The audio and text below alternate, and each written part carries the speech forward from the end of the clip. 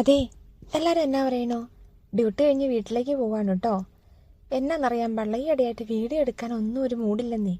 വേറൊന്നുമല്ല, നല്ല സമ്മറിൻ്റെ സമയമല്ലേ ഇത്. ഭയങ്കര ചൂടാണ് കേട്ടോ. ഡ്യൂട്ടിയൊക്കെ കഴിഞ്ഞ് വീട്ടിൽ വന്നു കഴിഞ്ഞാൽ പിന്നെ ഭയങ്കര ക്ഷീണമാണ്. അപ്പോൾ വെറുതെ ഒന്ന് കിടക്കുകയോ അല്ലെങ്കിൽ റെസ്റ്റ് എടുക്കുകയോ ചെയ്യും. അപ്പം തന്നെ പിന്നെ എഴുന്നേറ്റ് വന്നു കഴിഞ്ഞാൽ എനിക്ക് അല്ലെങ്കിൽ തന്നെ ഒരു കാര്യമുണ്ട്. എവിടെയെങ്കിലും ചടഞ്ഞുകൂടി ഇരുന്ന് കഴിഞ്ഞാൽ പിന്നെ ഒന്നിനും ഒരു മൂഡുണ്ടാവില്ല. ഇന്നെന്തായാലും ഞാൻ വിചാരിച്ചു ഇങ്ങനെ പോയി കഴിഞ്ഞാൽ ശരിയാവില്ല. കാരണം എല്ലാവരും ചോദിച്ചു തുടങ്ങി ഇപ്പം എന്നാ വ്ളോഗൊന്നും ഇല്ലാത്തതെന്ന്. ഇതിനൊക്കെ ഒരു മൂഡ് വേണ്ടേ, അല്ലെങ്കിൽ പിന്നെ എങ്ങനെയാണ് ശരിയാവുക?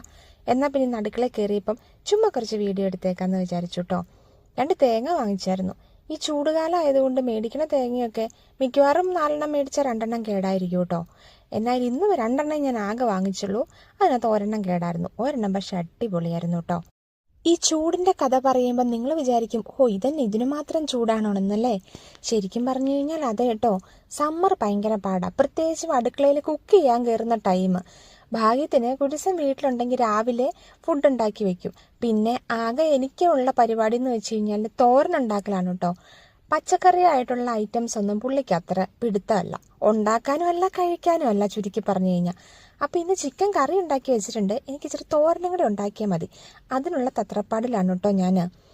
ഈ ചൂടുകഥ പറഞ്ഞപ്പോഴേ, പണ്ട് എൻ്റെ ചേച്ചി ഡൽഹിയിൽ വർക്ക് ചെയ്യാൻ പോയിട്ട് തിരിച്ചു വന്നു കഴിഞ്ഞപ്പം ഇവള് വീട്ടിൽ വന്നു കഴിയുമ്പോൾ അയ്യോ ഭയങ്കര ചൂടാന്ന് പറഞ്ഞ് പോണ വഴിക്ക് മുഴുവൻ ഫാനിൻ്റെ സ്വിച്ച് ഇട്ടുകൊണ്ട് നടക്കും കേട്ടോ. അപ്പം ഞാനും എൻ്റെ മമ്മിയും കൂടെ മനസ്സിൽ പറയായിരുന്നു, ഓ ഇവിടെ നിന്നല്ലേ അങ്ങ് പോയത്, ഇപ്പം എന്നാ വലിയ സ്റ്റൈല് കാണിക്കുന്നതാണ് കേട്ടോ. പാവം, അതിൻ്റെ അവസ്ഥ ഇപ്പോഴല്ലേ മനസ്സിലാവുന്നത്. പിന്നെ അന്ന് ചിരിക്കാൻ വേറൊരു കാര്യം കൂടി ഉണ്ടായിരുന്നു. നമ്മൾ ഈ ഡൽഹിയിലൊക്കെ പോയി നിന്നിട്ട് വന്നു കഴിയുമ്പോൾ നമുക്കറിയാതെ ഹിന്ദിയിൽ അച്ഛന്ന് വരും. അപ്പോൾ ചിലപ്പോൾ ഇവളുണ്ടല്ലോ എന്തെങ്കിലും പറഞ്ഞു കഴിയുമ്പോൾ അച്ഛന്നറിയാതെ വായിന്ന് വരുന്ന അത്. പിന്നെ ഞാൻ ഡൽഹിയിൽ പോയിട്ട് തിരിച്ചു വന്നപ്പോഴാണ് എനിക്കതിൻ്റെ ഗുഡൻസ് പിടികിട്ടിയത്. പക്ഷെ അന്ന് ഞാനും മമ്മിയും കൂടെ അവളെ കുറേ ഇങ്ങനെ കളിയാക്കി ചിരിച്ചിട്ടുണ്ട് കേട്ടോ. ഇപ്പം അത് ഓർക്കുമ്പോൾ ശരിക്കും പറഞ്ഞു കഴിഞ്ഞാൽ അതിനോട് പാവം തോന്നും. പിന്നെ ഫുഡിൻ്റെ കാര്യം പറഞ്ഞാലും നമുക്കിത് ഒത്തിരി ഒന്നും ഉണ്ടാക്കി വെക്കാൻ പറ്റത്തില്ല. പെട്ടെന്ന് വളിച്ചു പോകും. ഫ്രിഡ്ജ് വെച്ചാലും പിന്നെ അത് കഴിക്കാൻ വലിയ ഇഷ്ടമല്ല. അതുകൊണ്ട് ഇച്ചിരി ഉണ്ടാക്കലേ നടക്കത്തുള്ളൂ.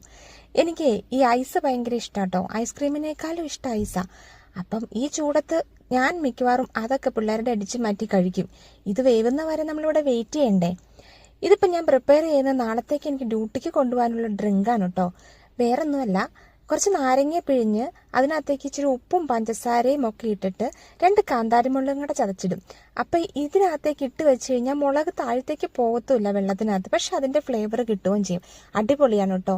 എനിക്ക് ചൂട് കൂടി കഴിഞ്ഞ് കഴിഞ്ഞാൽ ബി.പി ഡൗൺ ആവുന്ന പ്രശ്നമുണ്ട്. അപ്പോൾ ഡ്യൂട്ടിക്ക് പോകുമ്പം ഇതുപോലൊരു കുപ്പി കൊണ്ടുപോവുകയാണെങ്കിൽ അത്യാവശ്യം പിടിച്ച് നിൽക്കാം. എന്നാൽ പിന്നെ ശരി, പിന്നെ കാണാവേ.